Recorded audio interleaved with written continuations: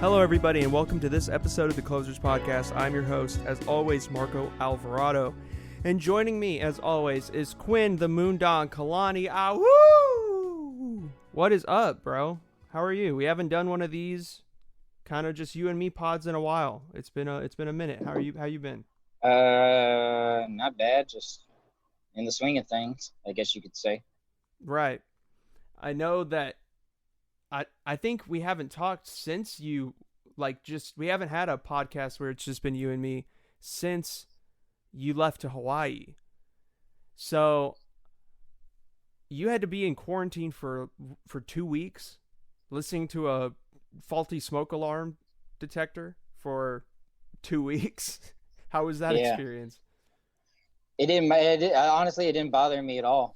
The faulty smoke alarm, actually, I found comforting. It reminded me of my mama's house back in the day on Old Buffalo Road. Shout out to Cerulean, Kentucky. She had a faulty smoke alarm, so actually I slept like a baby. Oh, wow. But the 2-week quarantine, actually, I thought was a revelation. I think it should just be a thing. It should just be a thing from now on. People, 2 weeks, you stay inside your house. I walked out of it with a newfound appreciation for everything outside my little world in that 2-week time. Really? Oh, yeah, the fresh air. I'm not a big fan of sunlight, but the sunlight felt good. Grass between my toes. It was humbling, and it was very grateful. And I think everybody should do it. I think it's healthy. Yeah, it definitely It felt like a very healthy experience for me. So I think it should just be a thing, like a 4-day work week. Everybody should do a 2-week quarantine every year. What month would you suggest it to be during?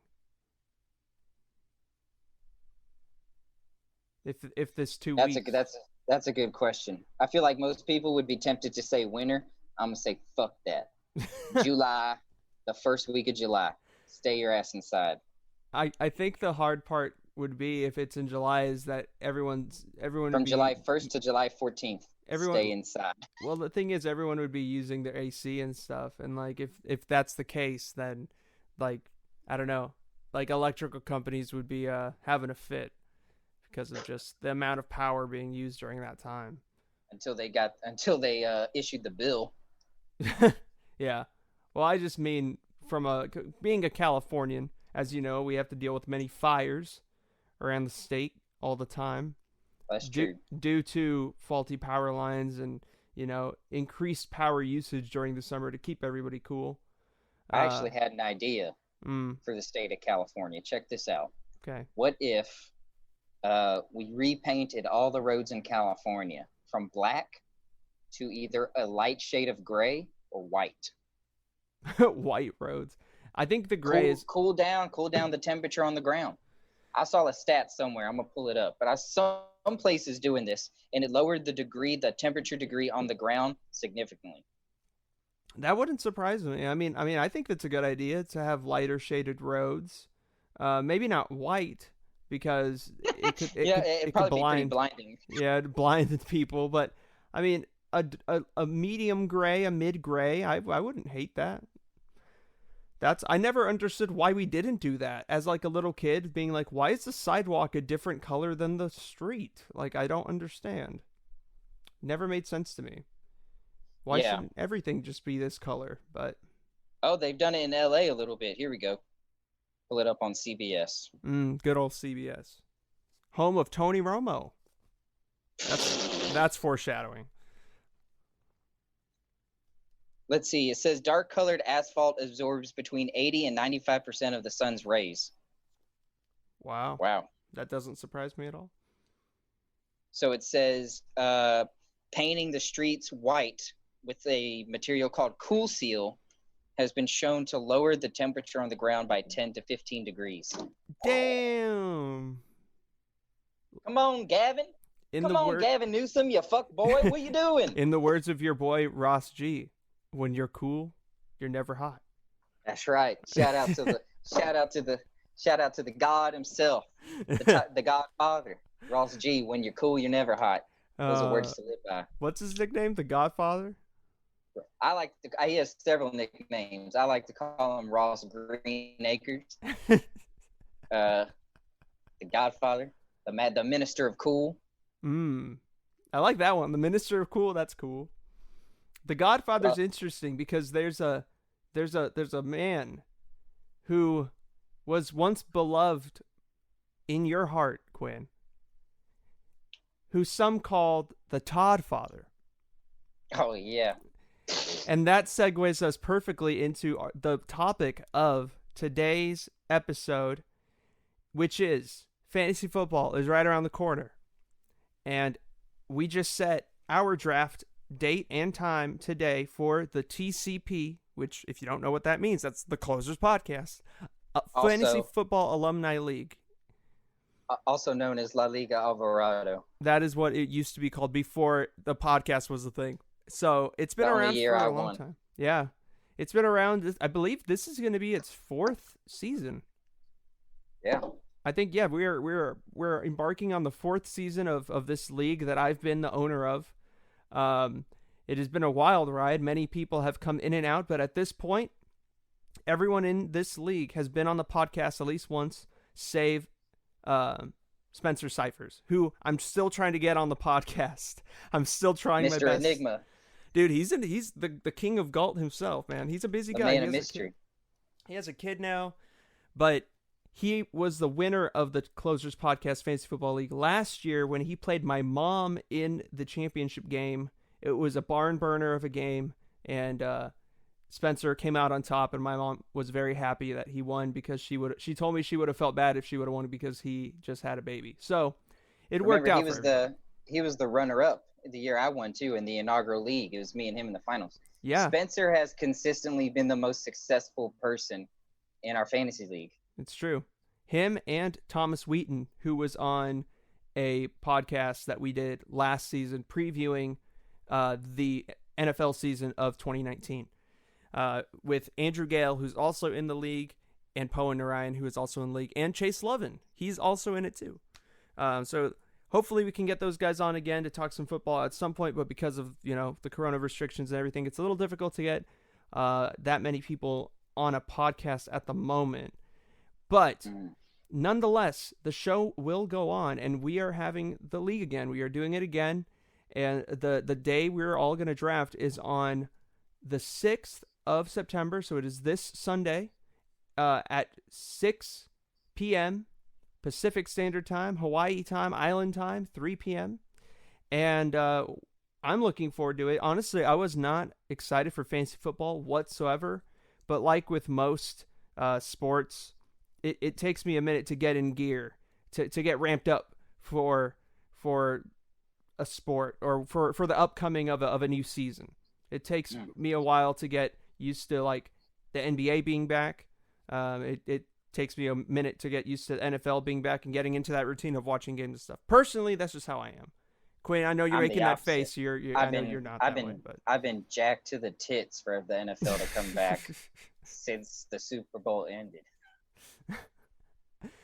Well, Jack to the tits. Jack to the tits. Man. Big old god titties. I think I'm excited just because of this uncertainty that COVID brings.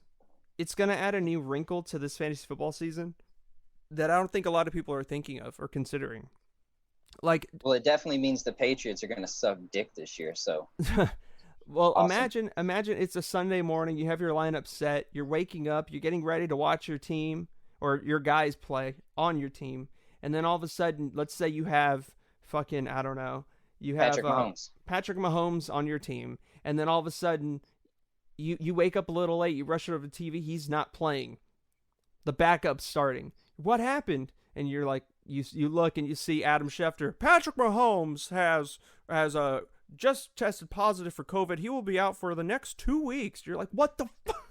And who is the backup for Patrick Mahomes? That's a good Bruce question. Gronkowski? That's a good question. For some reason, I want to say Blaine Gabbert, but I don't think so. I don't know. He's a Mizzou guy. It would make sense. Is he? Yeah, I'll look it up. Interesting. But because fantasy is around the corner, and Quinn and I have not been able to talk about football for quite a long time on the podcast, we thought it was just for us to give our five of our guys that we like going into this fantasy football season, guys that you should have on your radar for this upcoming season. And then we'll close it off by giving you some hot takes on just like some predictions of what we think is going to happen this season. And then we'll give you our weekly recommendations to close out the show, and we'll send you packing, okay?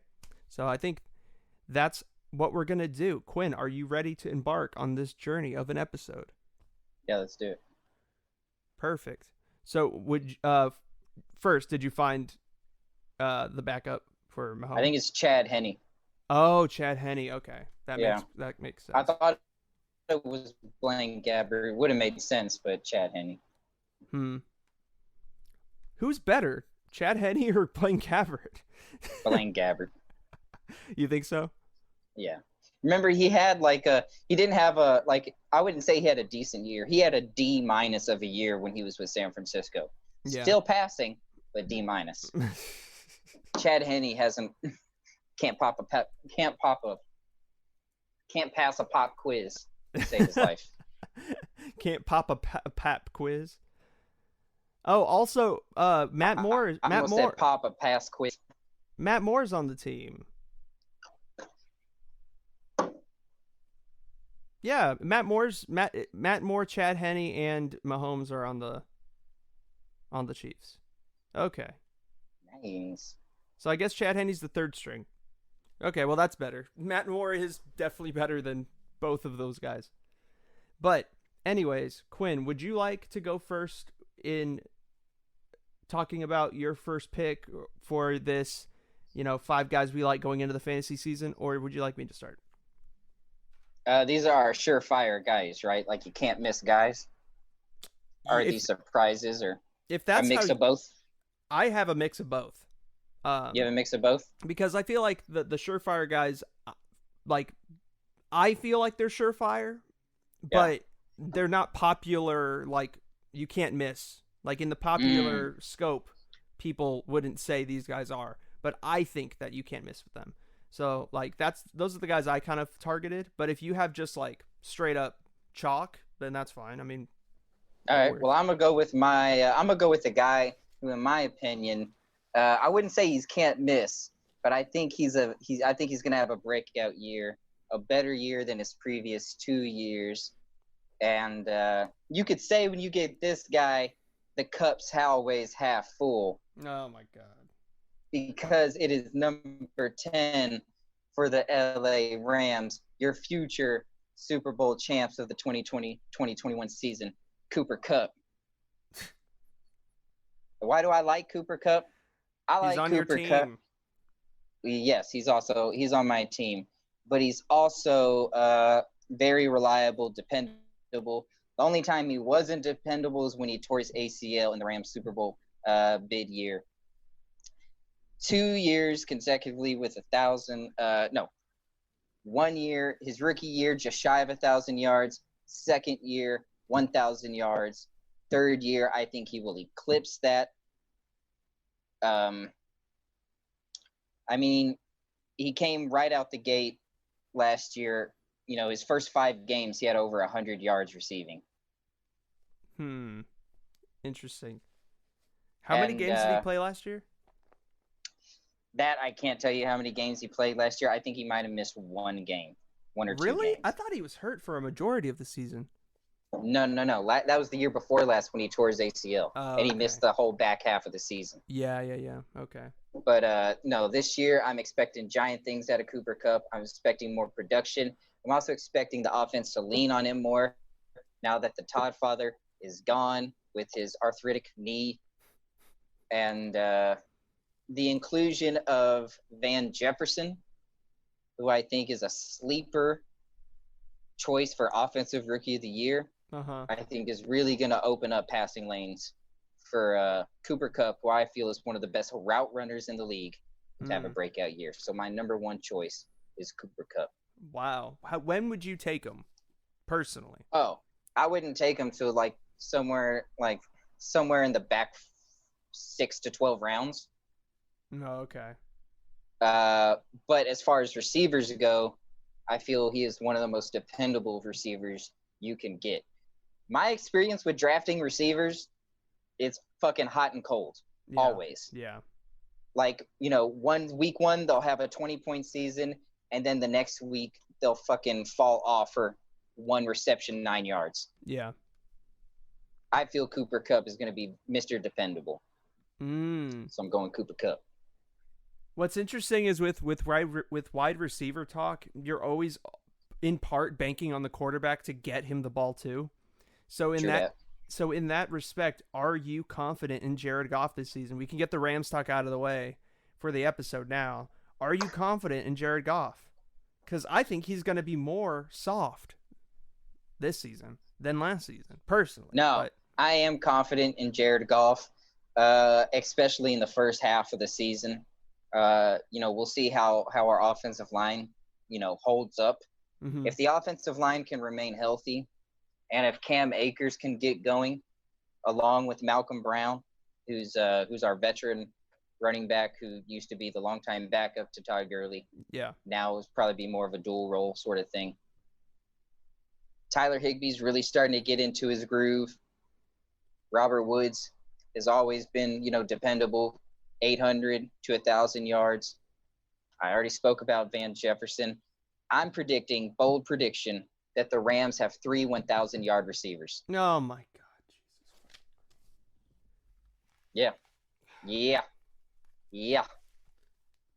Book it. I've never Book it, J.K. Rowling. I've never Book it. heard such a homer pick in my life.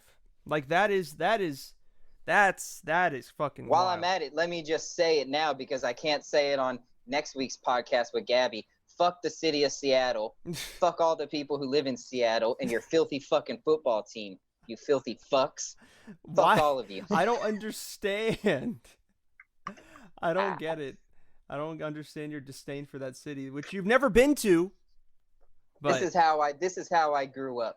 See, I feel like in a lot of pro states, pro sports states, the rivalry is not what it used to be. I grew up in the state of Kentucky. And in the state of Kentucky, it's split right down the middle. You got the Big Blue Nation versus the Louisville Cardinals. And that is a hatred that runs deep. Deep, deep, deep. I have seen fights started over this. That is the ilk that I come from. Yeah. I fucking despise my divisional rivals. I fucking hate them. I hate their families. I hate everything about them. I don't agree that you should shake hands with your divisional rival after the game. Jesus Christ. Yeah, that's definitely shouldn't happen. That's definitely a southern mentality in terms of sporting, I would say. I hate the San Francisco Niners slightly less. I can tolerate the Arizona Cardinals like one tolerates a kid with epilepsy. If Kurt Warner had never played for the Cardinals, it'd be fuck the Cardinals too. But because Kurt Warner played for the Cardinals, they get one of these. Not a thumbs up, not a thumbs down. And respect for Kyler Murray for being one of the first, if not the first, biracial, half Asian franchise quarterbacks. So I do respect that. So before we move on, I know I'm already going to be unloading about I'm going to ask this question. I already know what I'm getting myself into when I ask this question, but why do you unjustly hate Russell Wilson? Because he's the quarterback for the Seahawks. Okay. It's that simple. Okay. It is legitimately that simple. If he went, I don't know, if Jared. No. If you're a Seahawk, you're a Seahawk for life, and I hate your fucking guts. No, but what I'm saying is, if he one day in the future plays for the Rams, you still hate him even though he's your quarterback? Yeah. So any player that has played for the Seahawks and the Rams, you hate. If he came and played for the Rams, I would hate him like one hates their sexually abusive uncle. He's still your uncle, but he also diddled your butthole. Fuck Russell Wilson. Jesus Christ. And that's just how I feel. That's how I feel sports should be. Sports would be a healthier place if we all felt this way.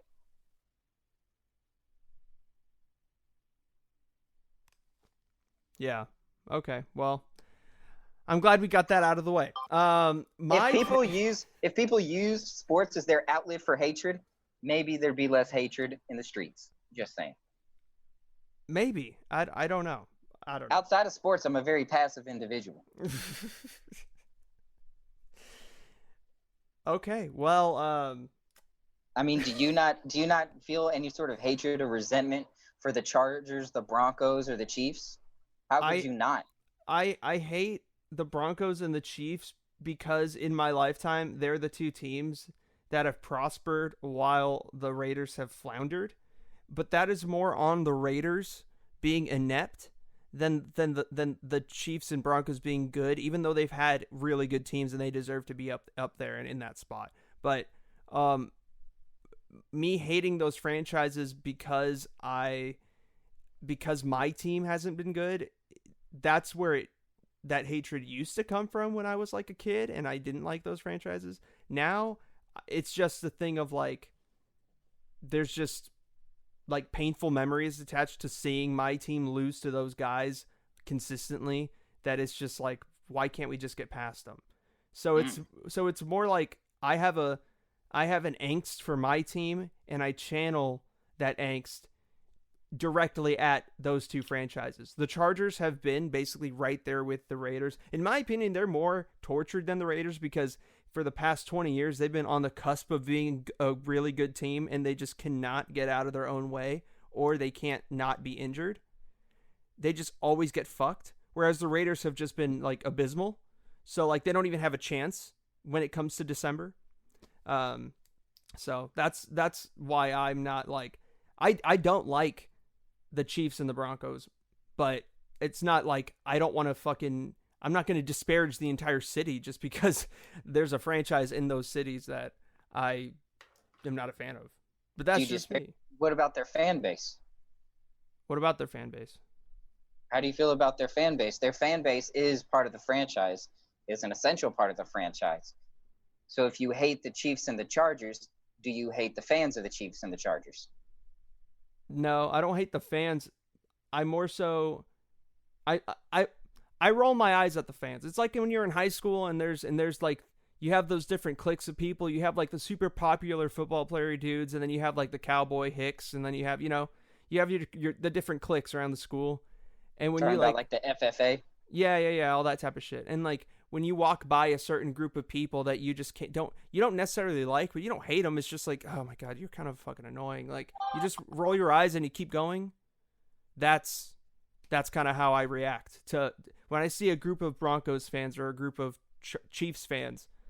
I roll my eyes. Luckily, I'll never have to see a group of Chargers fans because that doesn't exist. So we'll be fine with that. I'll be fine with that. But nonetheless, moving on, my first guy for who I'm just sold on this fantasy season is Davante Adams of the Green Bay Packers.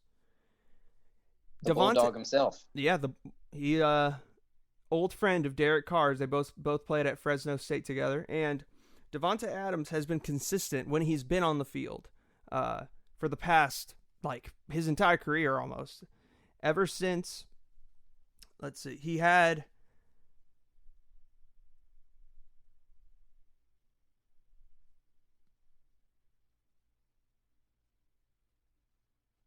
Come on now, Marco. Come on. He had 3 yards shy of an 1,000-yard season last year, and he only played 12 games. Was he hurt? Oh, yeah, must have been. Yeah, he got hurt.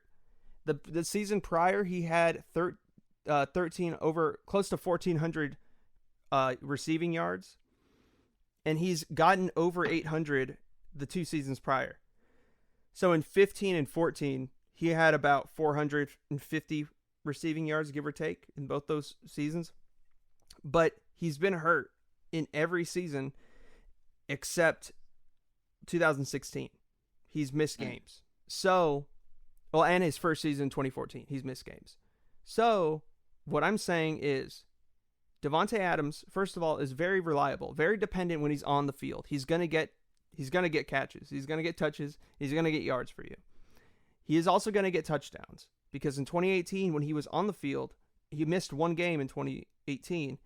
He got 13 touchdowns, and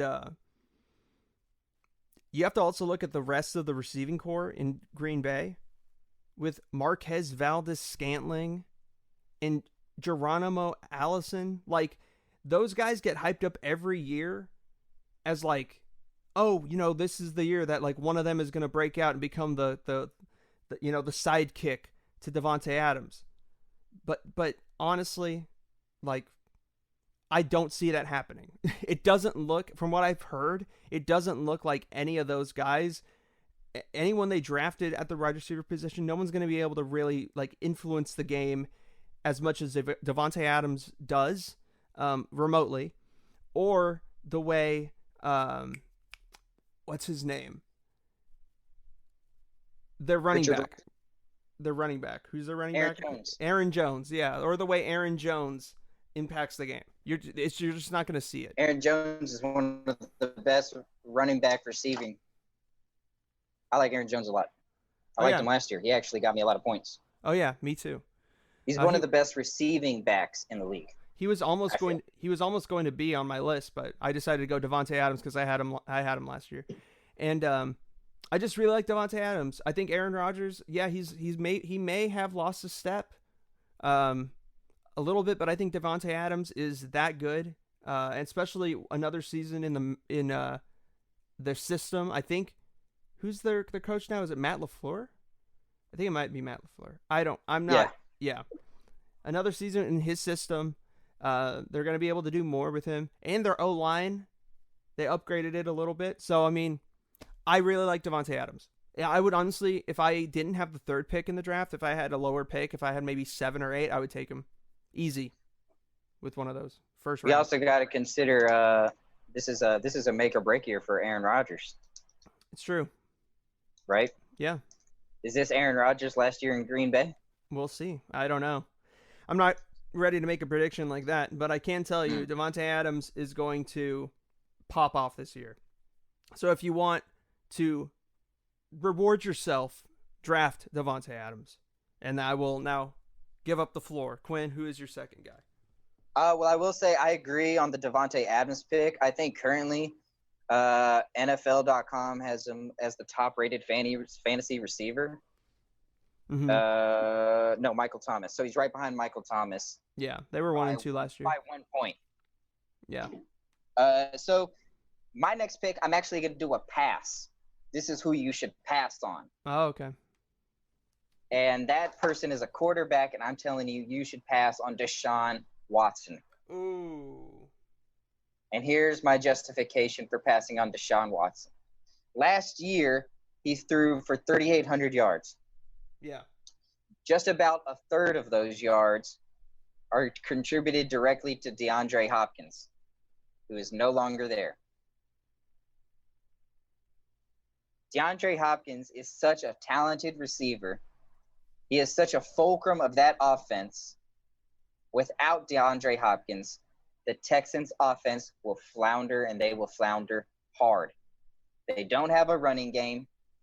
Their next best receiver is Will Fuller, who's much more of a deep threat than an intermediate or a short route guy. Mm-hmm. And the Texans' offensive line is not dependable. And personal opinion, Bill O'Brien is a fuckboy of an offensive coach. But they have David Johnson. How could you hate? There's a reason why David Johnson isn't in Arizona. That's one guy that I really don't like is David Johnson. Not because of anything that I like that he did to me. I never drafted David Johnson, but the fact that like every year he was like, oh, this is the guy, number 1 overall, David Johnson, you got to take him. And then he gets hurt like the first game. He's literally done nothing. Like, it makes no sense why he got so much hype for so long. It didn't make any sense to me. He had like 2 really solid years, And then where'd he go? Yeah. Downhill.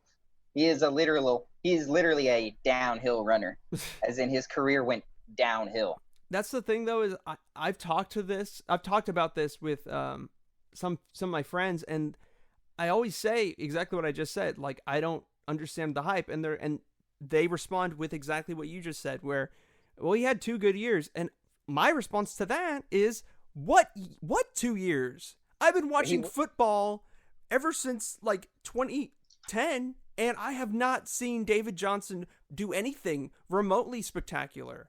Maybe that's just my ignorance, but it was his rookie year, and then his following year, he had 2 solid years. I'll pull up his official stats, but I remember his rookie year, he actually showed out really well.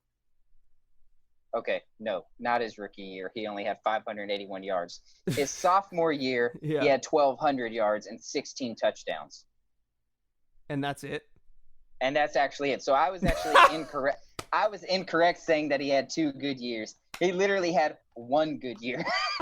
Dude, he's like that one white running back, white fullback from the Browns that randomly got Peyton Hillis? Yeah, Peyton Hillis. He's like him. He's the black Peyton Hillis. I'm telling you. In 2018, he did have 940 yards and 7 touchdowns, but he only averaged 3.5 yards per carry.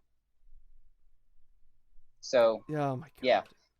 The Texans, to me, the whole offense of the Texans relied heavily on DeAndre Hopkins. That's why DeAndre Hopkins is a reception machine. Yeah.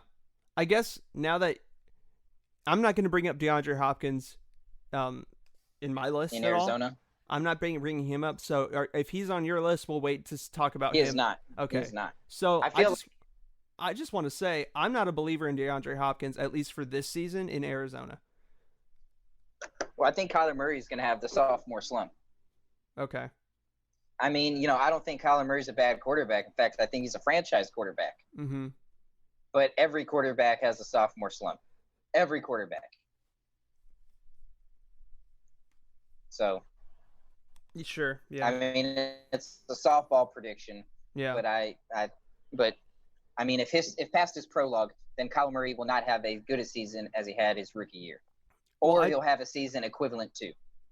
Well, I just think too is because DeAndre Hopkins is a talented receiver. He's one of the best in the game, but because of everything that's happened this offseason, how teams have barely been able to practice with each other, how there was no preseason games.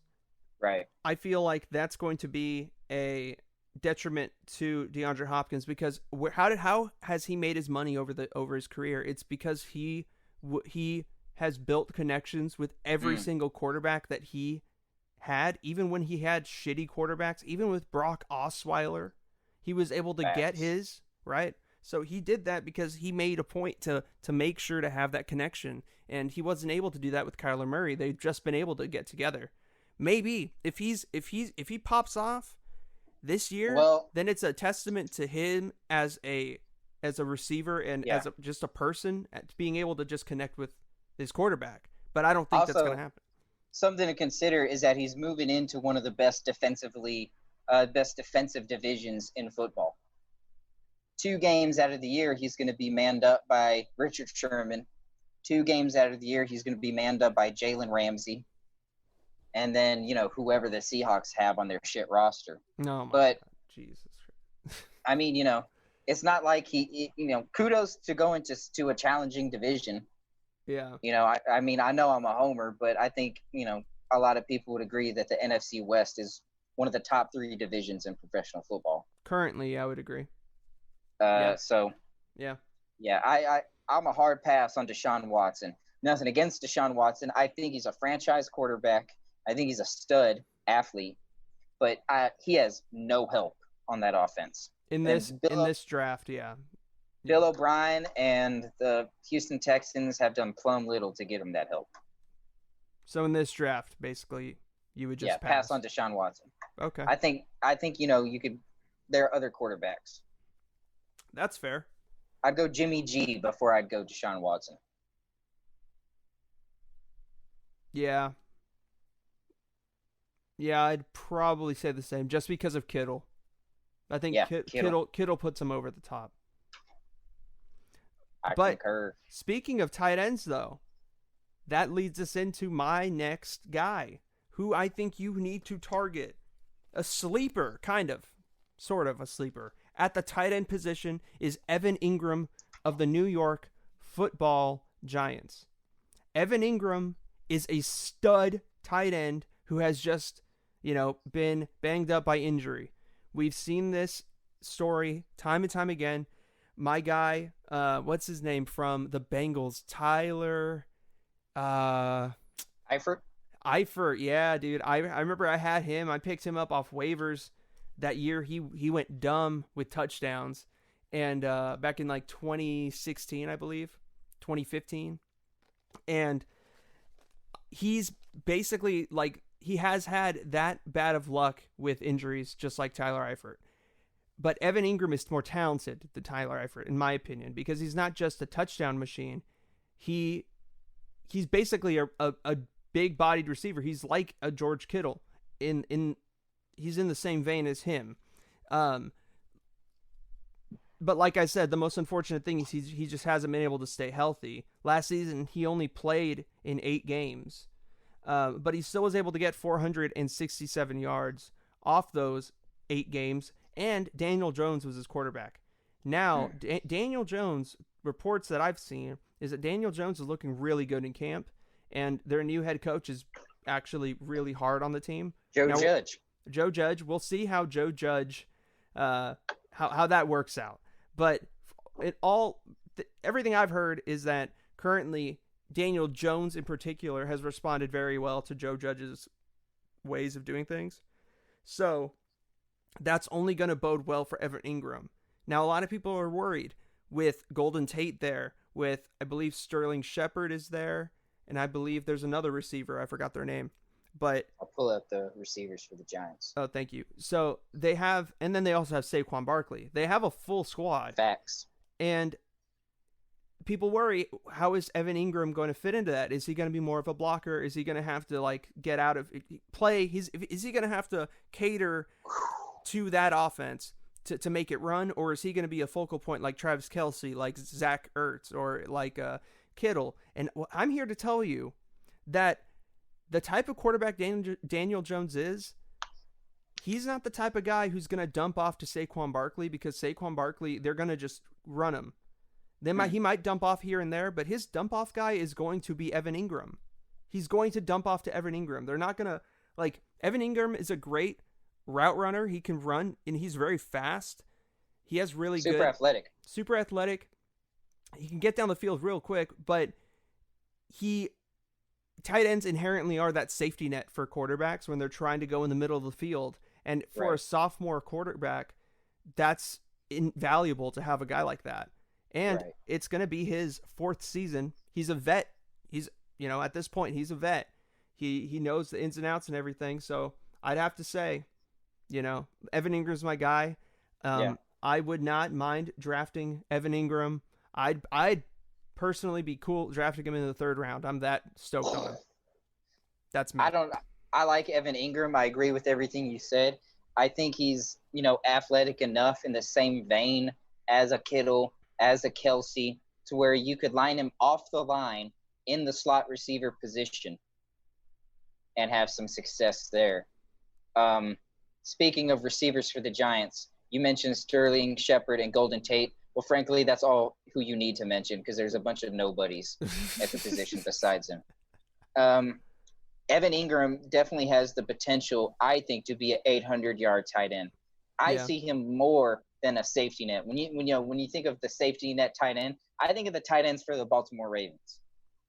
Those guys are safety nets. Mark Andrews. I'm not. And Hayden, is Hayden Hurst still on the? Yeah. Well, or did he go to Seattle? He might have gotten traded. He might have gone elsewhere, but the way the Baltimore Ravens use their tight ends are a safety net, and that's, I don't mean that despairingly. Yeah. But Evan Ingram, I think, definitely has the potential to be an 800-yard tight end. I do think the 3rd round is a bit of a reach. Yeah. I would lean more towards, I think, the 6 to 8 range. Yeah. But no, I think that's a good pick. I Oh yeah, Hayden Hurst is on Atlanta. He took Austin Hooper's spot in Atlanta. They're gonna try That's to right, feature because him. Austin Hooper went elsewhere. Yeah, he's with the Browns now, so we'll see how that goes. We'll see how that goes.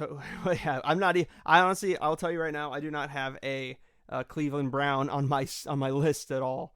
So Right. You could pass on the entire Browns franchise, to be honest with you. you're not a believer in them this season.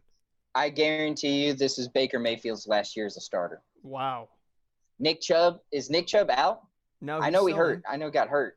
He's still practice. There. I haven't heard anything about that. Yeah, I heard somewhere that Nick Chubb got hurt. Let me double check on that. But I'm not a believer in Baker Mayfield. His delivery is so goddamn slow to get the ball to his receivers, and he has outstanding receivers. It does. It does look like when you give like a 10-year-old the controller for Madden, and you give him like a quarterback with good speed, and he just like runs out of the pocket and tries to throw on the run every play. That's what it looked like last season. But that was when Freddie Kitchens was there. There's a new head coach in town now. All right. So this is according to US Today. Browns running back Nick Chubb left Monday's practice session early with an apparent injury after being tackled high and landing awkwardly on the sidelines.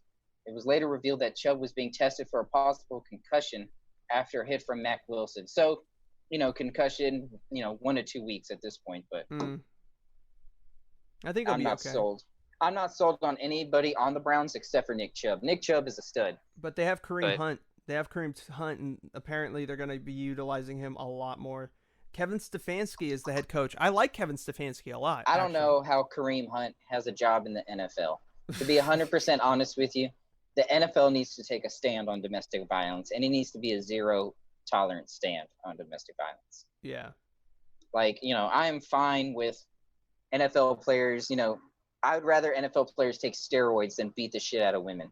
So I would agree with that. I'm definitely not disputing that. That's my personal opinion. All I'm saying is fantasy-wise, he is there. Right. And, he will factor in the playing time of Chubb. But we'll see. Hopefully it won't be too much because I do like Nick Chubb. I like him as a player. I think he has a high upside, and especially in the draft. I would not mind getting him if he falls to me. He's one of those guys, if he falls to me, I'll take him. But I'm not going to, reach. Let me ask you this. Who's the better Georgia running back that came out of that year? Nick Chubb or Sony Michel? Who do you like more this year? Nick Chubb. Well, I'm asking, who do you like more this year? Nick Chubb, totally. You like Nick Chubb more this year, fantasy-wise? Yeah. And Sony Michel? Uh-huh. Yeah, I think Sony Michel's going to have a breakout year. He's not one of my picks, but I think he's going to have a great year, especially with Cam there now. Yeah, I don't think so. I've seen a lot of Sony Michel because of Patriots games. They're always on Sunday Night Football and shit. Dude, he just is the most infuriating. Not a believer? He's the most infuriating running back I've ever seen. He's one of those running backs that will run into the pile. It's like there's a giant hole off to your left, and he just runs straight into the pile. It's like, dude, what are you doing? Are you just closing your eyes? It's a little frustrating. But I mean, he's no Danny Woodhead, but he's all right. Danny Woodhead. Shout out to Danny Woodhead. Shout out to North Platte, Nebraska. I miss Danny Woodhead. I miss Danny Woodhead too, dude. He was a great specialty player. Yeah. If you could find the right role for Danny Woodhead, he could contribute great. When he was with the Chargers, he had, pretty solid years. Yeah. So who's your next guy? Because my next guy has been a staple on the Stockton Slappers, and that is Roll Tide Roll, the running back for the Tennessee Titans, the NFL leading rusher, Derrick Henry. 1,500 yards last year, 16 touchdowns, and 5 yards average per carry. And I'm thinking and I'm feeling deep in my huevos that Derrick Henry is going to have another breakout season. I'm not saying he's going to lead the league in rushing again, but I definitely feel Derrick Henry will have a 1,200-yard season and at least 10, 12 touchdowns. Derrick Henry is a book'em. Wow. In Quinn Kalani's book. How many years have you drafted Derrick Henry? I feel like you've had him every single year. Every year. Roll Tide, boy. Roll Dude, Tide, roll. he always falls to you. It's like it's so funny. Roll Tide. Shout Okay, out to Papa Reeves. Roll Tide, roll. back when we first drafted in the very first La Liga Alvarado, did you The AFL of our league. yeah, the AFL of our league, did you draft him because you 100% were like like he's my guy, or was it just like, all right, like I guess I'll just take him cuz like he's a rookie, maybe he'll be good, What was your mindset? Well, Do you remember that? I first drafted him in his sophomore year, and his rookie year was not spectacular. He didn't even break 500 yards. Yeah, he didn't really play because of No. DeMarco Murray. Yeah. In his sophomore year, he had 744 yards, and he averaged 4.2 yards a carry with 5 touchdowns. Again, not spectacular. That was the first year I drafted him. He wasn't my feature running back. He was actually in rotation. Yeah. My 2 running backs that year, my Super Bowl winning year, were Christian McCaffrey, who's, probably the number one, if not the number one ranked player in this running back in fantasy. Mm-hmm. And then I had Leonard Fournette in his breakout season. Oh yeah. And then I would just supplement Derrick Henry.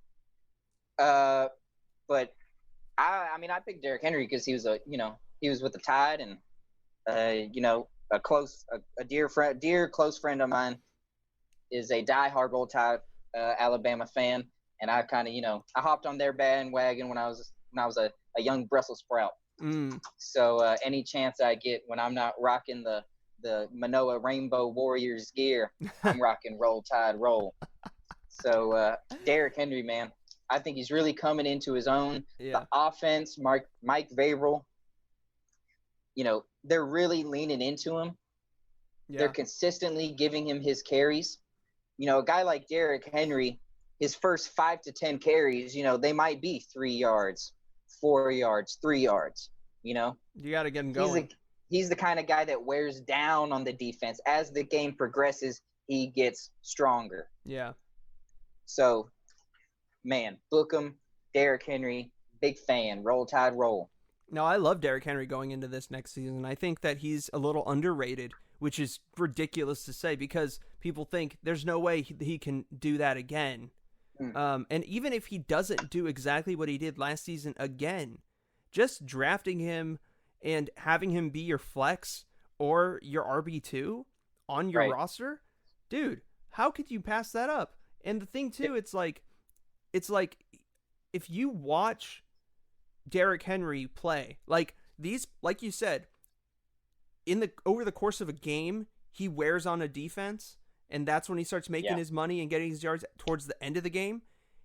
Throughout the entire season, it's that way because you start the season, every team's fresh. By the end of it, like everyone's beat up. You're playing against some like second tier players, like you're playing against backups, and you have a guy like Derrick Henry who's basically an Iron Man. I mean, he might have had he might have gotten dinged up here and there, but generally he's been on the field. He's been healthy at least. Maybe he hasn't played like his first 2 seasons. He was more of a backup. And he opens up the defense for Tannehill and for the Titans receivers. Exactly. He's invaluable. His presence alone is an offensive weapon. Yeah, it's very much like how the Ravens use Mark Ingram, but just Derrick Henry is a bigger body, better version. And what's interesting is that like when another Roll Tide guy. When Ryan Tannehill runs, the Tennessee Titans are so much better, and that just helps Derrick Henry more because it just opens up so much, not just for the receivers, but also for the lanes in terms of the lanes that Derrick Henry can run through. So I love the pick, Derrick Henry. I hope I get him too, but I have a feeling. For some reason you are going to get him again. Best stiff arm in the NFL right now, Derrick Henry. I would say truly so. Believe he's literally decapitated people. I think he is going to fall in the back half of the first round. I'm not going to say, with me having the first pick of the back half of the first round. Yeah. At pick 6, it's Derrick Henry's there. I would be surprised if Derrick Henry's there. I'm not a believer in Zeke, and I'm definitely not a believer in Kamara this year. Mm-hmm. I mean, I would be surprised. I could see Patty Mahomes and Lamar Jackson going in the top 5. Chris McCaffrey, Saquon Barkley's probably going to go in the top 5. Yeah. And then probably Michael Thomas. Mm-hmm.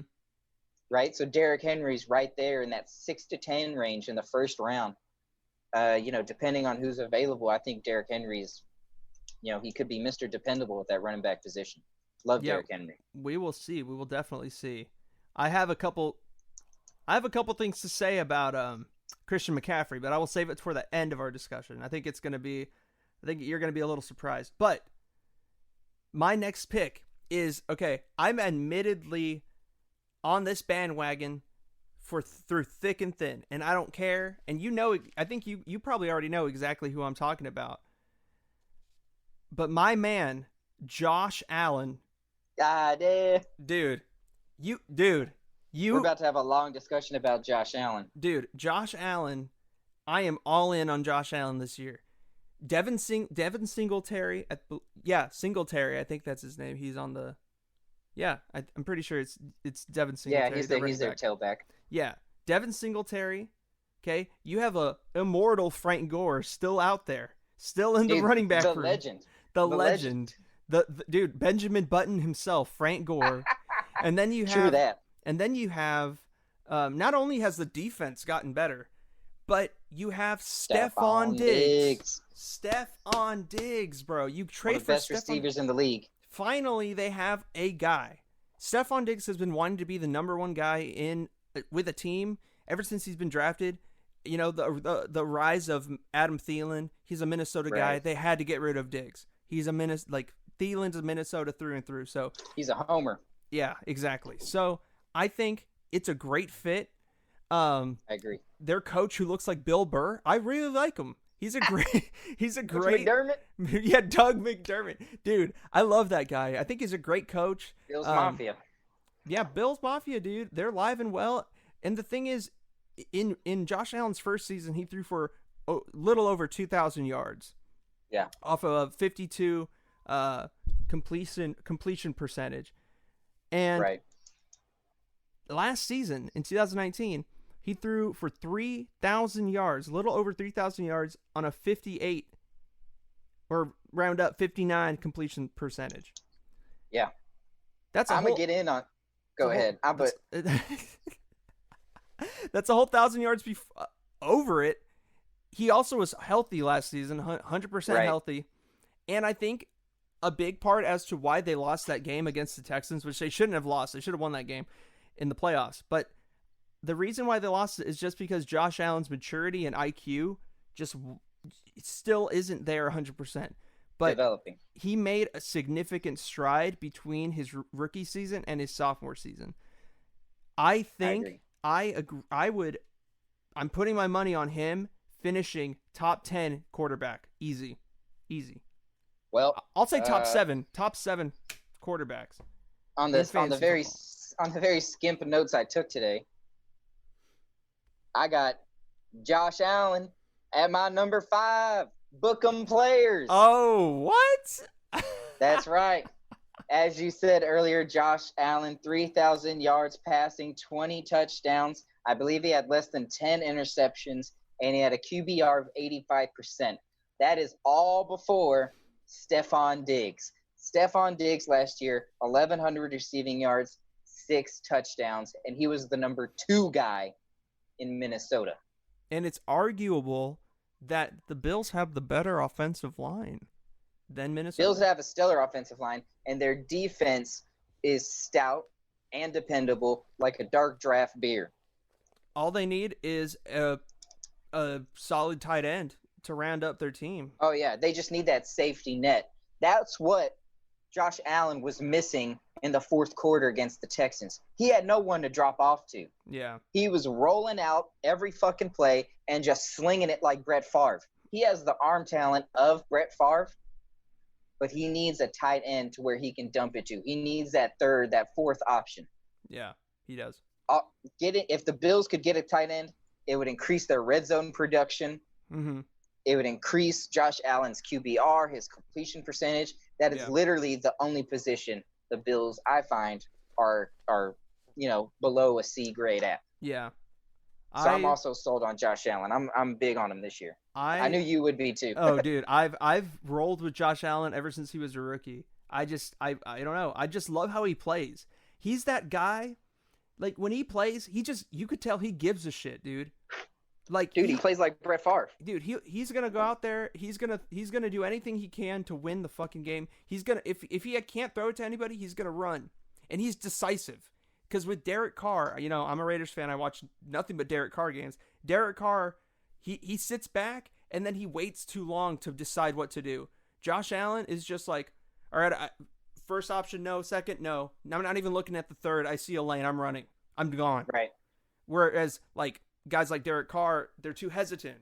They're hoping something develops, and then before they know it, they get sacked or they throw it away. Josh Allen, he's becoming more decisive, and I love seeing that in a quarterback. Got nothing but love for Josh Allen. I would definitely deceptively athletic. Very deceptively. He's a big dude too. He's 6'5". Holy shit. He's a big guy. Yeah. And dude, he has a cannon. Like he is a legit cannon. Yeah. And Stephon Diggs is one of the better deep post route runners and freaking fly route runners in this league.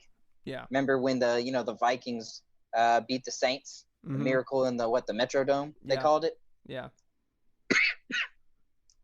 Dude, I think Stephon Diggs is going to carry the Buffalo Bills to win the AFC East. I agree. I have them winning the AFC East. It's going to be a very, very interesting season. I hope the Bills go far in the playoffs. It'd be really fun to see them be able to have some success. Yeah. But fantasy-wise, love Josh Allen. And I would definitely draft him in like the 7th round. Easy 7th round pick. I'd say if anyone is looking at their playoff projections, drop the Texans, book the Bills. Yeah. I agree with that. All right, but, what's your next guy? Well, since we had the same guy, uh-huh. So I kind of just went after you. Why don't you go ahead and go on to your next guy? Okay. My next guy. Now, this one I think we're definitely going to disagree on, but I'm ready to defend him. All right. My guy is James Conner. Of the Steelers. Of the Steelers. I'm not against it. I think depending on where you place him. I think James Conner is a great pickup this season. A lot of people aren't really thinking about the Steelers because Big Ben's back. I'm not a believer in Big Ben, but that's exactly why I am a believer in James Conner, because I think the Steelers are going to find out very quickly that Big Ben just doesn't have it anymore. And at that point, what are you going to do? Put in Duck Hodges? At that point, you're going to have to run it. So you're going to have to run it. And who's your running back? James Conner. Like, it's that. Put in Duck Hodges. What? Put in Duck Hodges. He has a great football name. He does. But just from a pure team standpoint, I don't like where the Steelers are going in their team makeup. They're heading downhill fast, just like you just said earlier, Quinn. I feel like their future isn't really the brightest, and even teams that don't have a bright future, you can still get some production out of them in terms of fantasy, and I think James Conner is that guy.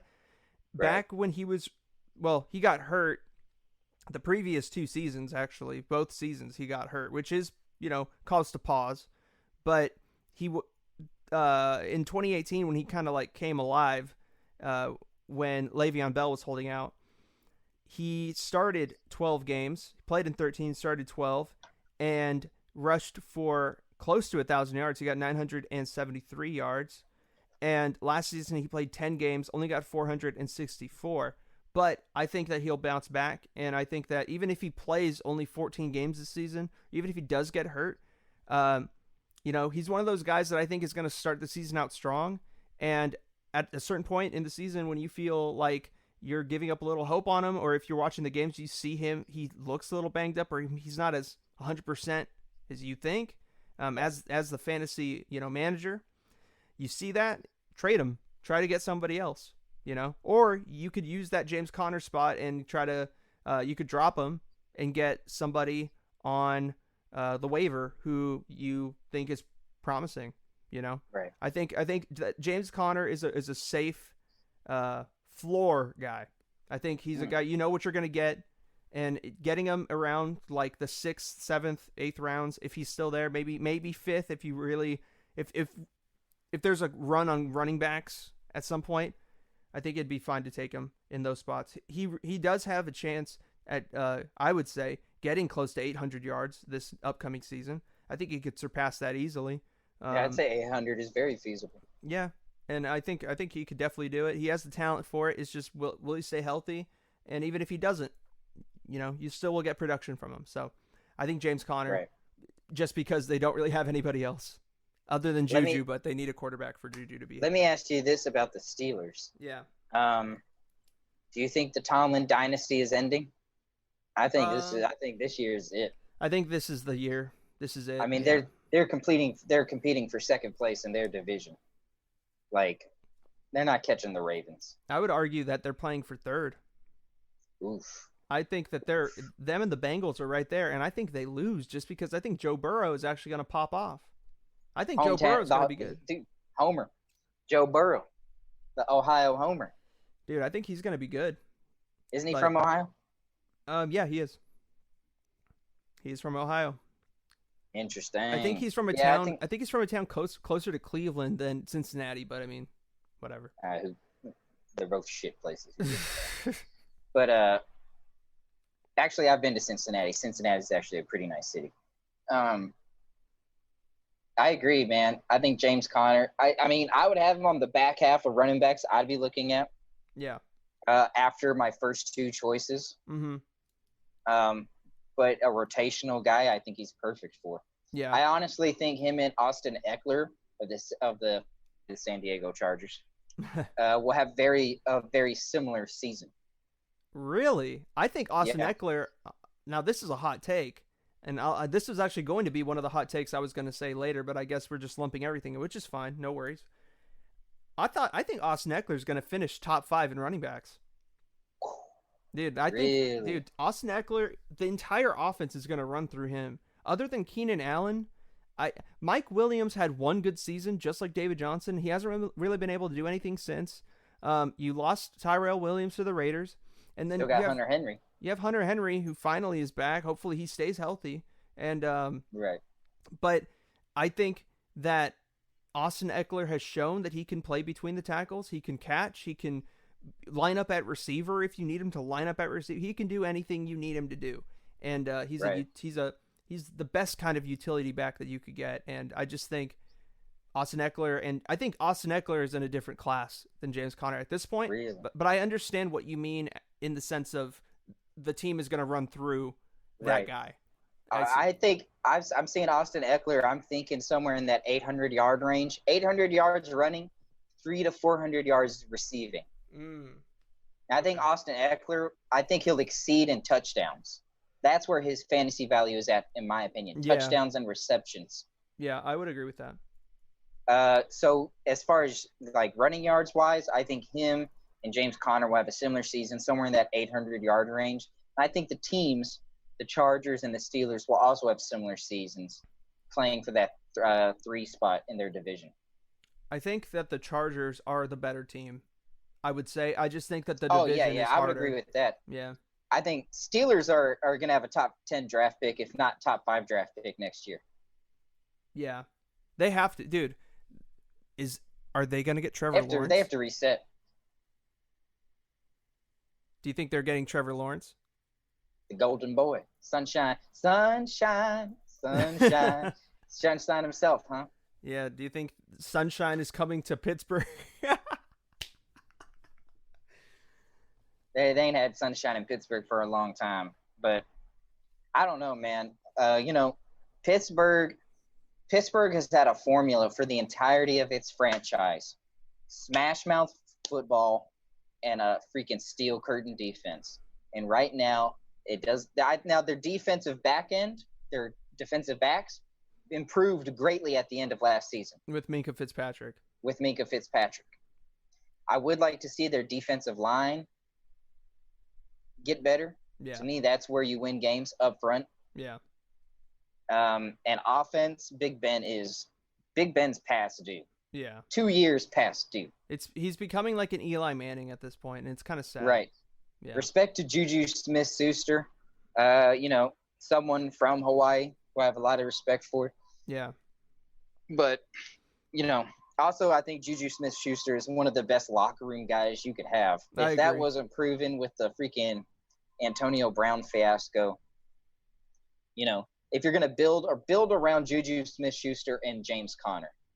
Yeah. He's your Hines Ward, and James Conner can, he's not really a Jerome Bettis, but he can kind of fit that role. He can suffice for now. Right. Yeah. So, the Steelers are in a rebuilding phase. It is what it is. But I just think they're one of those franchises that will never admit that they are actually rebuilding.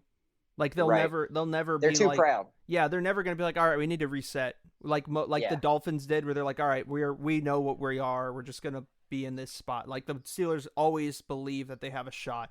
They're like the Cowboys in that sense. A lot of those 1970s teams that like were good during that time have that complex. The Raiders used to be like that, but we've been beaten down so hard that our spirits have been broken, and we're not like that. We're not that team anymore. But for a long time, the Steelers are the Northern Cowboys.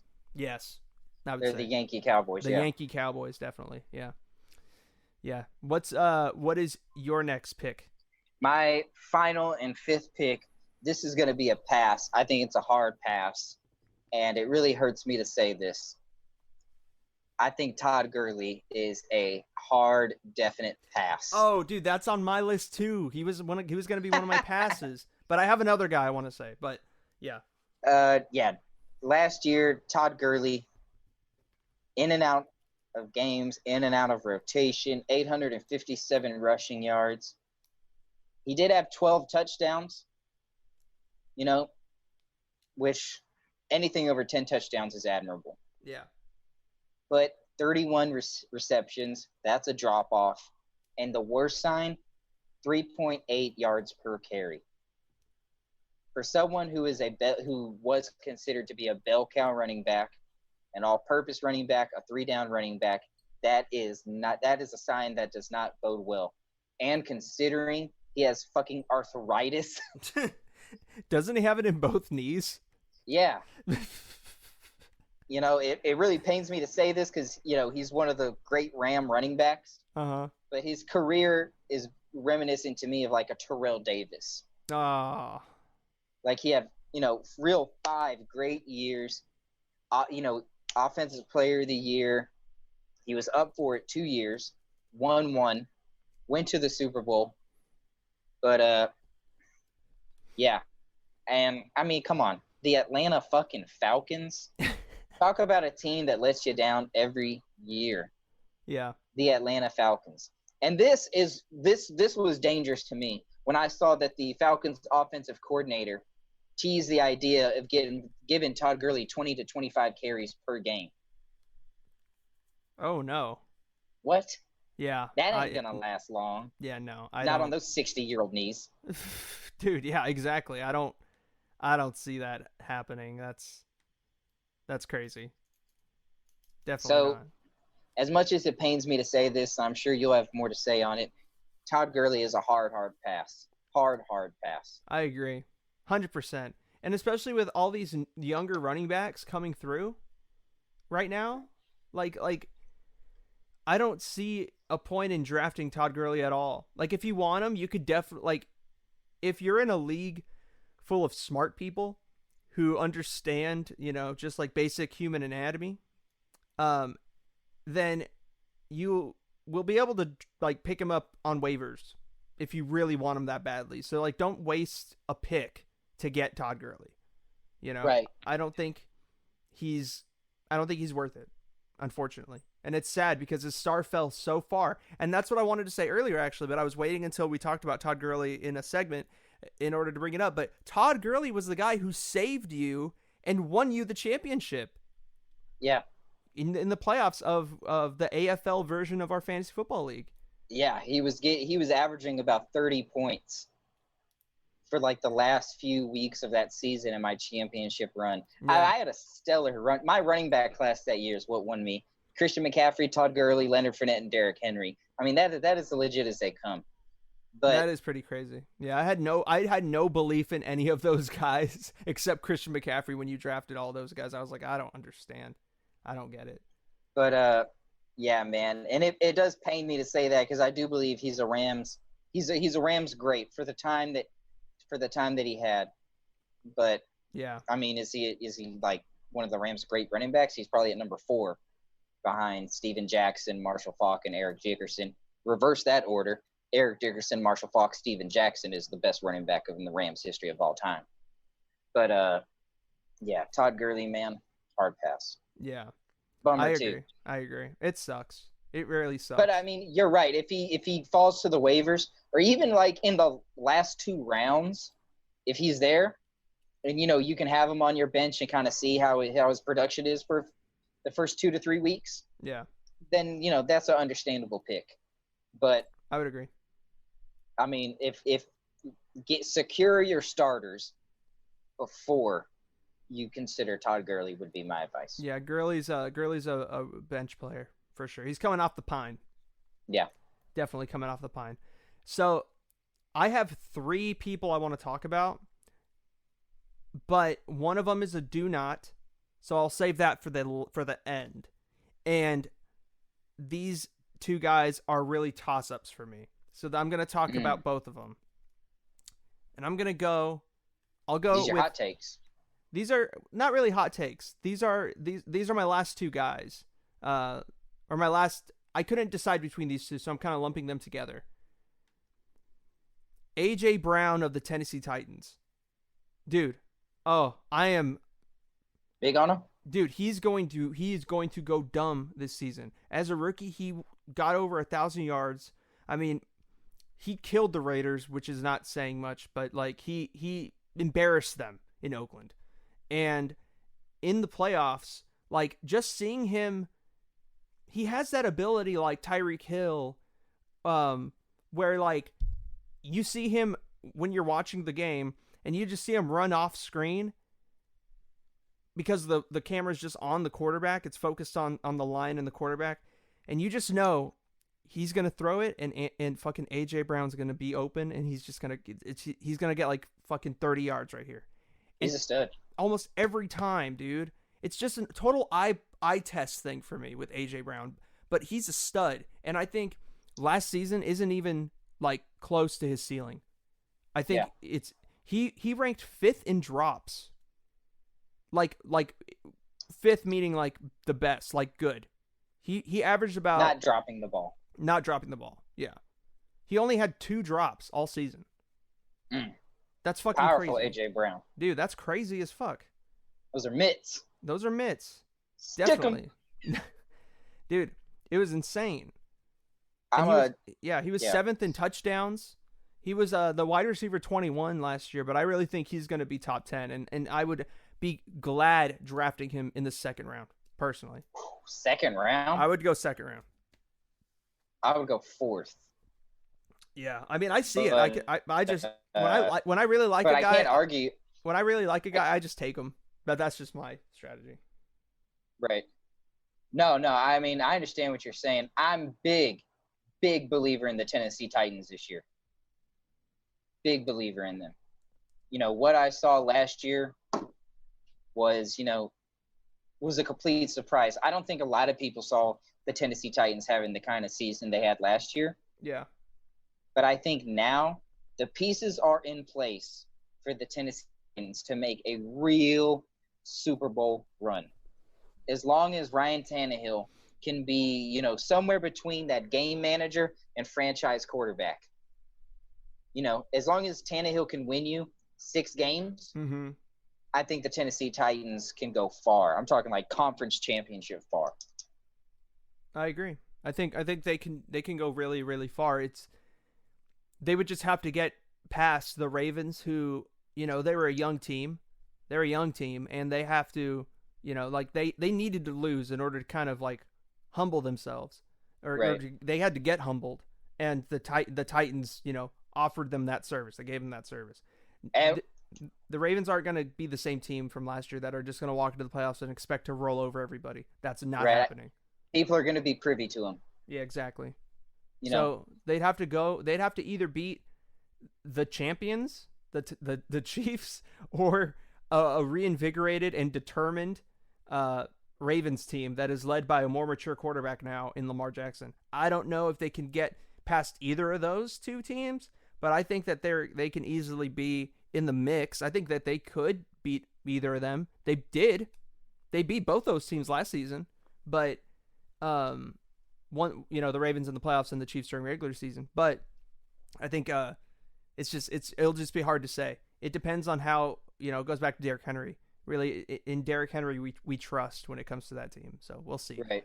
But the third, or the guy I was tossing up between AJ Brown and this person, was my man Hunter Renfrow of the Las Vegas Raiders. I fucking love Hunter Renfrow. Oh my god, dude.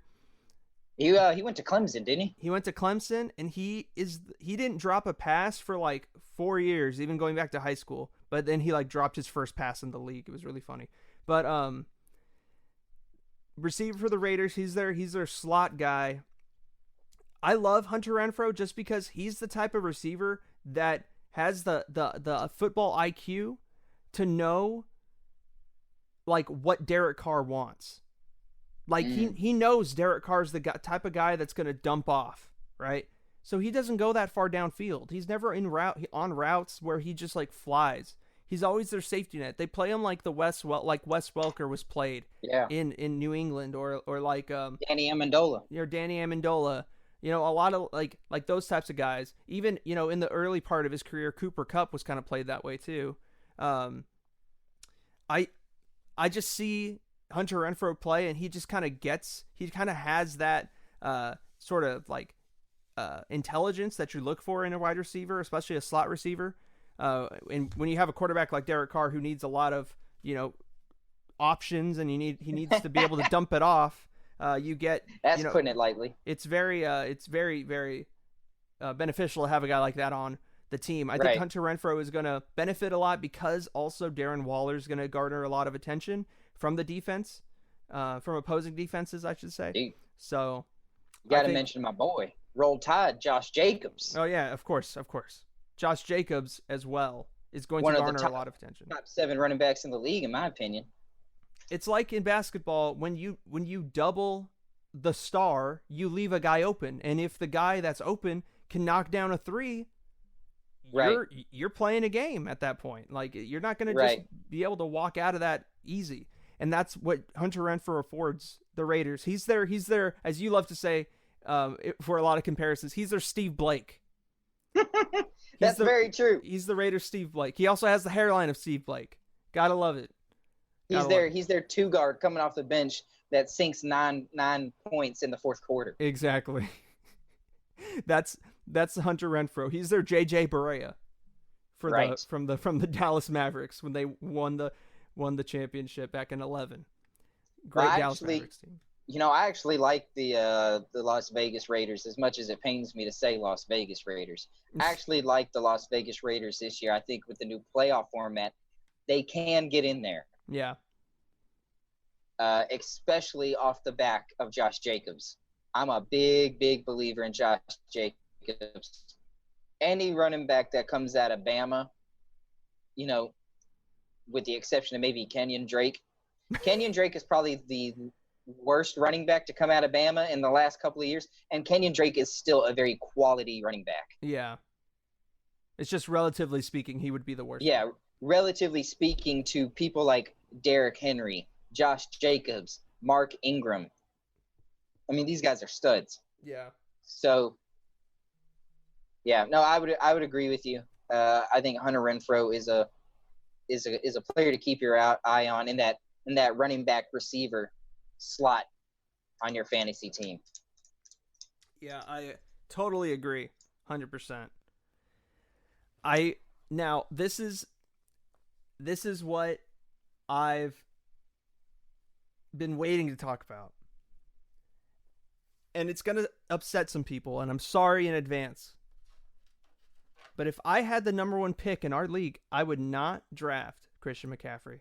This is your hot take? This is my hot take. Christian McCaffrey is going Sounds like a cold take. Christian McCaffrey is going to finish as the running back 10 this season. Wow. Says Owen Wilson. Yeah. I don't think fantasy players are thinking too much about Christian McCaffrey. It's like with David Johnson a couple years ago, where people just were like, oh yeah, of course it's going to be him.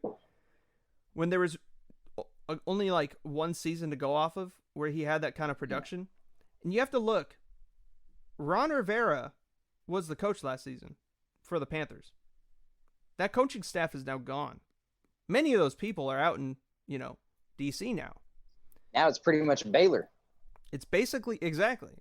It's the Baylor Panthers. It's the Baylor. Is it the Baylor? I thought it was Baylor Bears, but. Well, now it's the Baylor Panthers. Yeah. Oh, yeah, sure. So, I don't think that Christian McCaffrey is going to be able to do nearly anything that he did. He was on, I believe, 98% of plays last season. He played in 98% of the plays. Right. Everything ran through that guy. And honestly, I just don't see that happening again. He had a great season last year. I'm not discrediting him at all, but to have him be your number 1 guy and expecting him to produce like that again, one, not only would that just be unhealthy for Christian McCaffrey, like no athlete should be used that heavily, because it like inherently will shorten their career. I mean, yeah. So when you look at that from that perspective, and then you also look at just the coaching style, they didn't draft. They paid Teddy Bridgewater for a reason. They actually have a quarterback now, where last year they had Kyle Allen, who... Well, I mean, they may have a quarterback for a couple games. Let's be honest about Teddy Bridgewater. He's not exactly, dependable. I like Teddy Bridgewater. I think he's going to start every game. I don't think he's going to get hurt. Really? I put money on it. That in itself is a hot take. I'd put money on it. I don't think he's going to get hurt. Well, I mean, I like Teddy Bridgewater's talent. I like how he's able to spread the ball around. But, I mean, the big question is, how long can he stand upright? Are you a believer in the Panthers' offensive line? No, and that's why I'm not a believer in Christian McCaffrey. In my mock draft, which I didn't do, but if I were to make a mock draft, I would have Christian McCaffrey going in the second round, the first pick of the second round. I agree. Yeah, he would not be my one.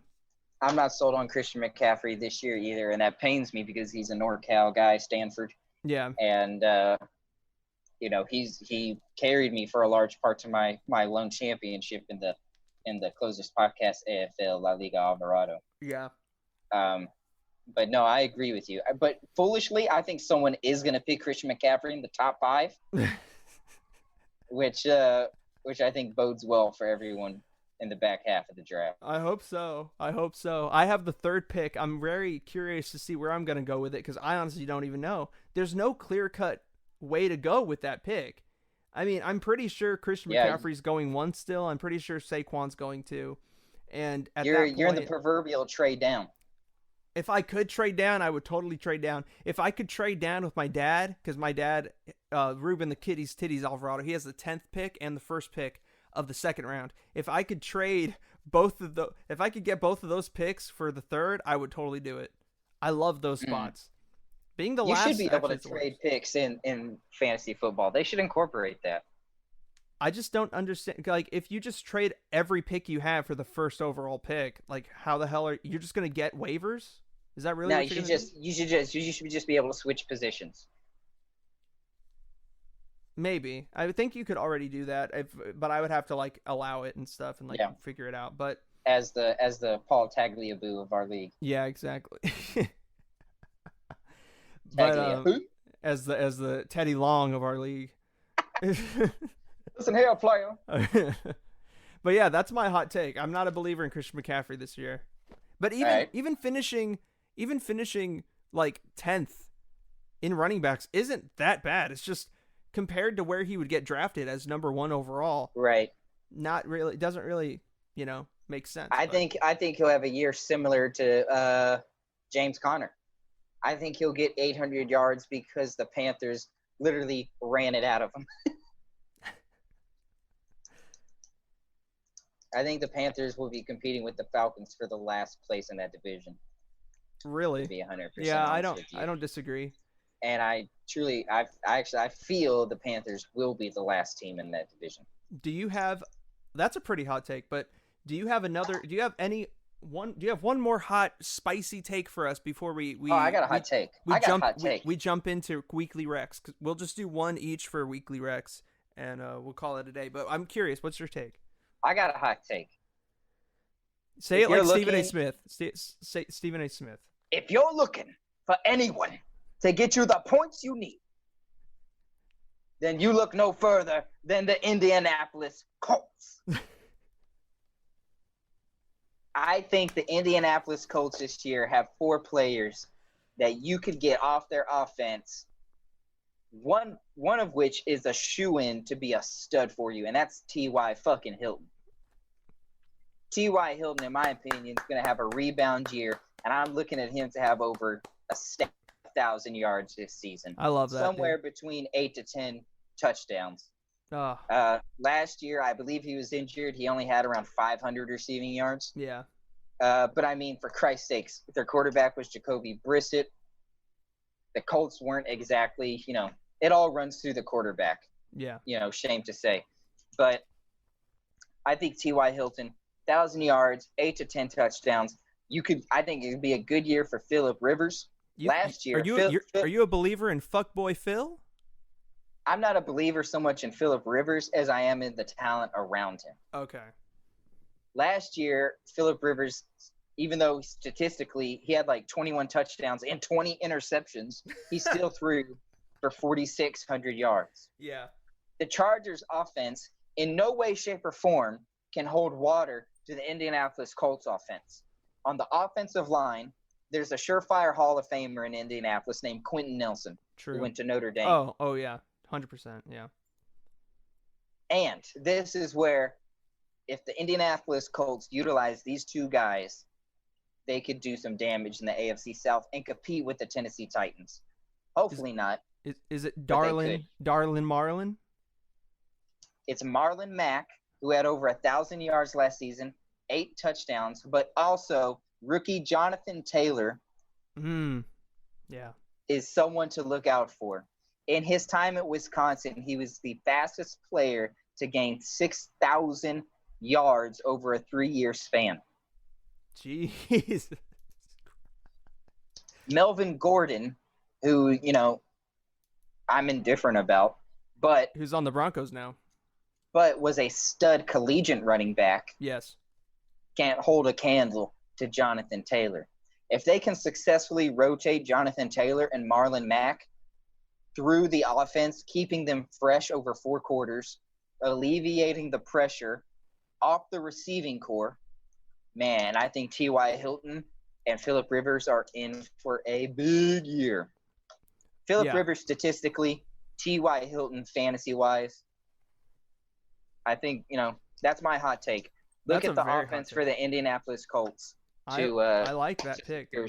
I love everything about it, because just like our conversation a couple of days ago that we had, I have always wanted T.Y. Hilton on my roster.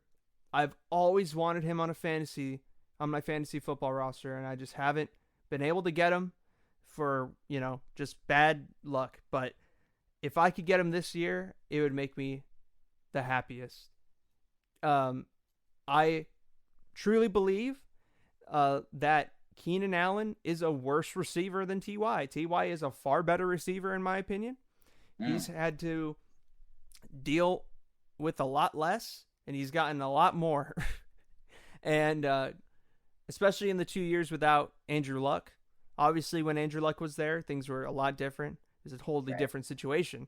But in the 2 years without Andrew Luck, he was still able to get his, much like DeAndre Hopkins was able to get his in the years of Matt Schaub and Brock Osweiler in Houston.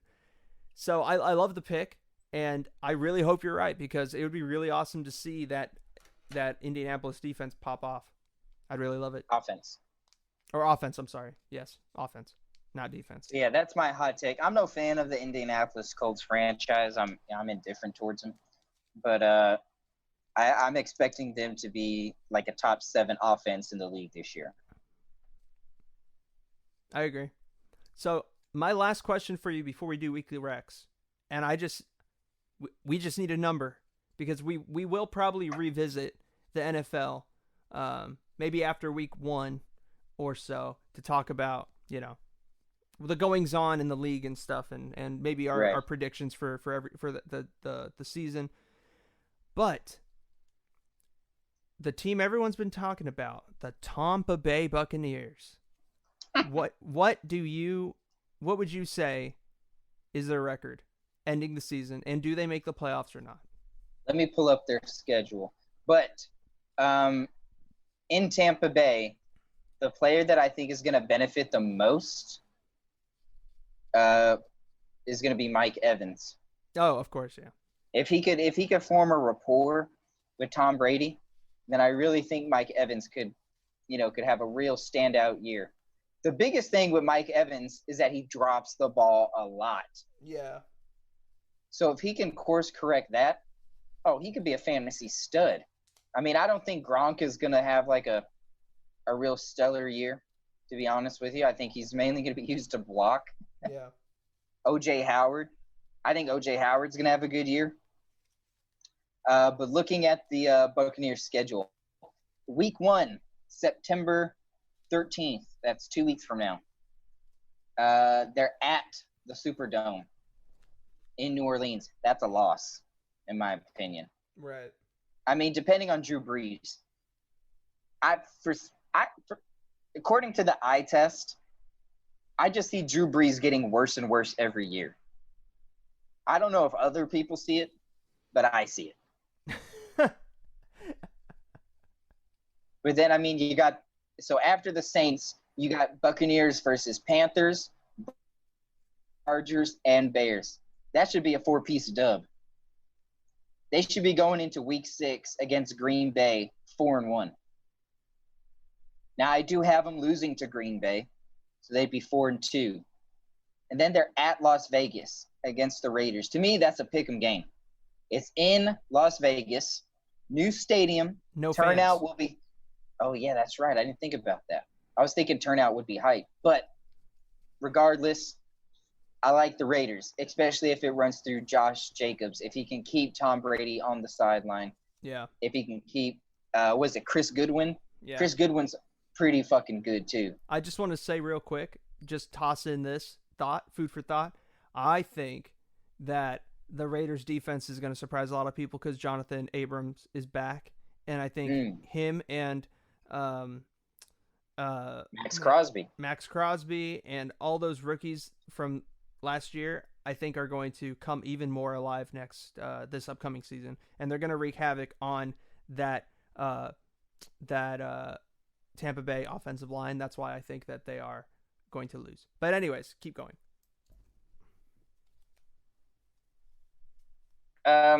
Yeah, I'm inclined to agree with you. I think Las Vegas is going to surprise a lot of people this year.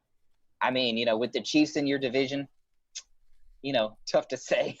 Yeah. Patrick Mahomes seems like he might be the second coming of Christ. But I mean, I'm looking at Tampa Bay and I'm thinking, what would it be now? 10-7? Yeah. I'm looking at 10-7, maybe 11-6. You mean 10-6? Well, isn't there an extra week in the regular season? I don't think that starts until next year. Oh, okay. Well, then, yeah, it'd be somewhere in that 10-6 range. Yeah, you're right. The adjustment to the season schedule is next year. The playoff format is this year. Yeah, exactly. Gotcha. Yeah. I do think that Tampa Bay will make the playoffs due to the playoff format. I mean, if I think, the Panthers, I think are going to be duds. The Falcons, duds. It's really, how long can Drew Brees keep going? So you really think it's more of a matter of the division getting worse as opposed to Tampa Bay getting better? Yeah. Yeah. Okay. That division has fallen precipitously. you know, ever since Atlanta lost to Tom Brady in what was the biggest comeback in Super Bowl history, they have not been the same mentally. They took They the have soul. all, They took the soul of the South. they literally took the soul of the South. And it's ironic that it was from the most racist city in America. But Civil War Part 2, man. yeah. I mean it is crazy. They have all the talent, in the world. Julio Jones, top 3 receiver in the league. Calvin Ridley, top 15 receiver in the league. Yeah. They got studs on defense. And Dan Quinn is a good coach. Yeah, he but is. mentally, they have not been able to get past what Bill Belichick did to him. Yeah. I can't. That's crazy how long how that Super Bowl has haunted that team ever since. It's crazy. Right. And then you got Carolina. Yeah. Right? Do we even need to say it? They literally have one solid player on their offense, McCaffrey. I couldn't tell you another person on Carolina's team off the top of my head besides Teddy Bridgewater. I mean, who were their receivers? Is Ted Ginn Jr. still there? I don't know. Exactly. I don't know who their tight end is. I don't know who their receivers are. Yeah, Greg Olson's gone. Is Greg Olson still there? I have no idea. I have no idea who their studs are on defense. Yeah, they're a whole new team. They're in the same boat as the Steelers, but at least the Panthers do understand that they need to change. That's why they got rid of Rivera, and I'm sitting in the darkness like Batman. It's good, but yeah, it's going to be a very interesting fantasy football season, and I really hope that helped you guys, gave you guys some guidance going into your drafts. But now it is time for weekly recommendations. Yay!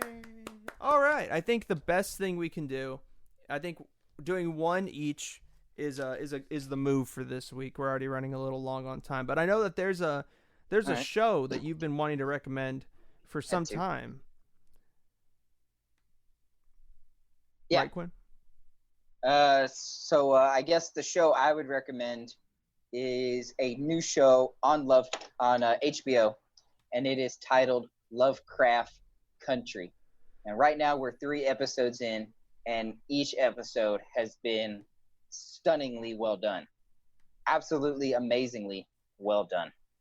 I want to get this right, so I'm going to look up who the writer and the showrunner is. But essentially what Lovecraft Country is it's a show that deals with cosmic horror, sci-fi, fantasy elements, and it takes the racist history of H.P. Lovecraft, flips it and turns it to a metaphor, anecdotal for widespread racism in the 60s. The story starts at the end of the Korean War, and it follows its main protagonist, who is played brilliantly by, I'm pulling up his name, by Jonathan Majors, who's relatively new on the scene. If you saw Spike Lee's last film, Defy Bloods, he was featured in that. He was really good in that. The cast also features Journey Smollett, who was amazing in episode 3, and 2 fucking legends, Courtney B. Vance and Michael K. Williams, who is fucking fantastic. If you don't know who Michael K. Williams is, fucking cut your life off and go watch The Wire. Oh yeah, and it's just an amazingly stunning show. The VFX are spectacular, and you're talking about dealing with wizardry, sorcery, astral spirits, monsters. I mean, Lovecraftian monsters. Wolves with 1,000 eyes and tendrils coming out from their body. Yeah, it's beautifully well acted. The cinematography is top notch. The writing is amazing. I believe it's written by Misha Green. Yeah, by Misha Green. The soundtrack is great, and it's one of these shows that I literally can't talk about because it is so great. it would be doing a disservice to anyone who is interested in seeing it and talking about it. But basically, the plot follows the main protagonist, who I explained earlier. His name is Atticus. He goes by Tick. He returns from the Korean War. He gets to investigate the disappearance of his father, played by the great Michael K. Williams. Yeah. And he has to go into Arkham country. For those of you who aren't in the know, you may hear the word Arkham and you think Arkham Asylum, Batman? No. Arkham originated in the books of H.P. Lovecraft. So they're essentially traveling into a racist country. Yeah.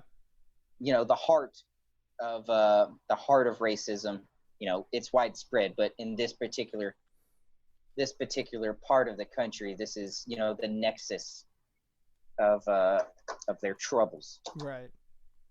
Fucking beautiful. Amazingly well done. I can't recommend it enough. If you got nothing to do on your Sunday nights, get HBO and start watching Lovecraft Country. It is top notch. It is the best scripted program I've seen from HBO in the last decade, and that includes Game of Thrones. The first 4 seasons, which I thought were flawless, this show exceeds them. Wow. That is huge praise, especially from you. That's amazing. Holy shit. Yeah, dude. It is so well connected, and how it blends historical elements with cosmic horror fantasy elements. The only comparison I can offer, I was thinking about this the other day, the only person who's taken history and flipped it as well as Quentin Tarantino. Okay. Lovecraft Country, watch it. Book it. It's as surefire as bet as Derrick Henry. I'm really hoping Derrick Henry has a great year now. Yeah, I do too. I love it, man. I definitely need to give it a shot. I need to get an HBO subscription again. I've been lacking on that. Right. But yeah, I've been meaning to watch it, man. And I mean, that endorsement saying that it's better than the first 4 seasons of Game of Thrones, pretty heavy words. And the first 3 episodes, wow, are far better than anything I've seen on Game of Thrones. That's amazing. Well, and that's not to discourage Game of Thrones. Game of Thrones is one of the top 5 shows of all time. Yeah. Excluding the last 2 seasons. But this show's first 3 episodes are just, there are levels to it, and this one is a level above. Definitely going to check it out. You guys should check it out too, our fellow listeners.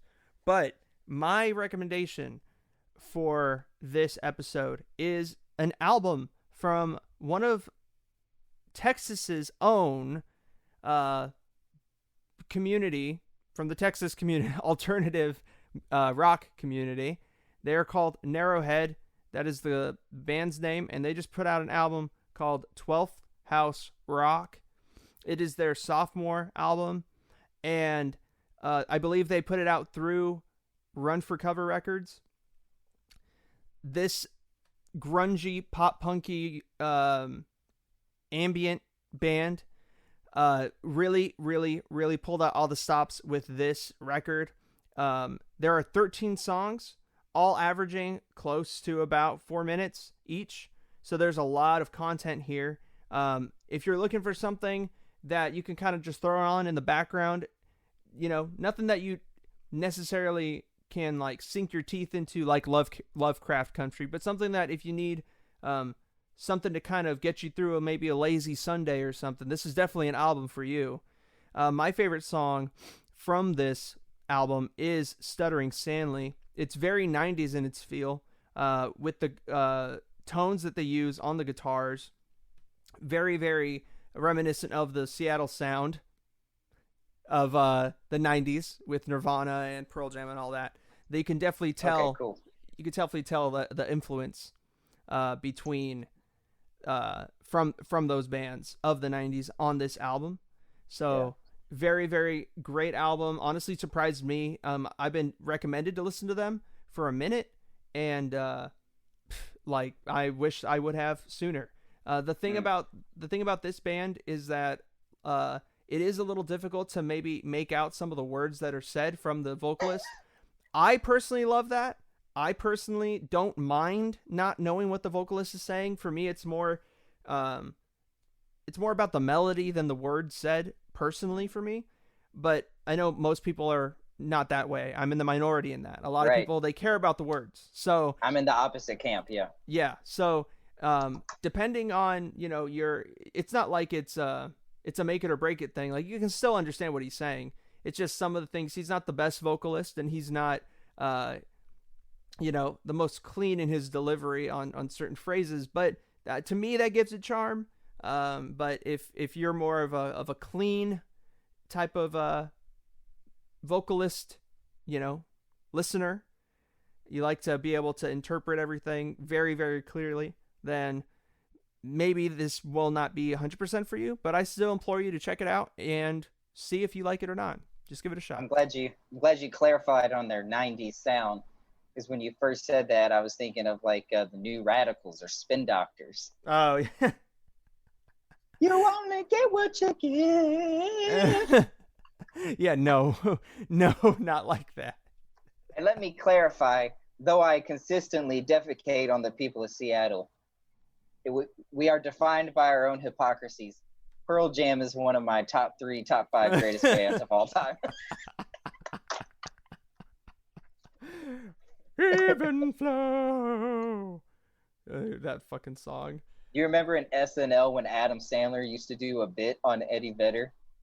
No, that was before my time. But oh man, I'll look it up though. There's another recommendation. Check out that Eddie Vedder. What? Oh man, I'm drawing a blank. But what was the Pearl Jam song? Where it's like, oh man, embarrassing, fail. Fuck it. Well, we'll get them next time. For next week, we'll recommend that skit for next week, and we'll clarify for everybody. So no worries at all. But I think that's all we got for this episode of the Closers Podcast. Please follow us on Instagram at The Closers Podcast, on Facebook at Closers Podcast, and subscribe to our YouTube channel. We are The Closers Podcast. Please share these episodes with your favorite people so we can build a community of favorite people, because it would be really cool to just have everybody's favorite people talk to everyone else's favorite people, because then we have a community of just really great folks. And that's always fun. A rare collection of assholes. A very rare collection of assholes. Why not? So please share these episodes with your friends, family, significant others, and coworkers. And listen to our previous episodes.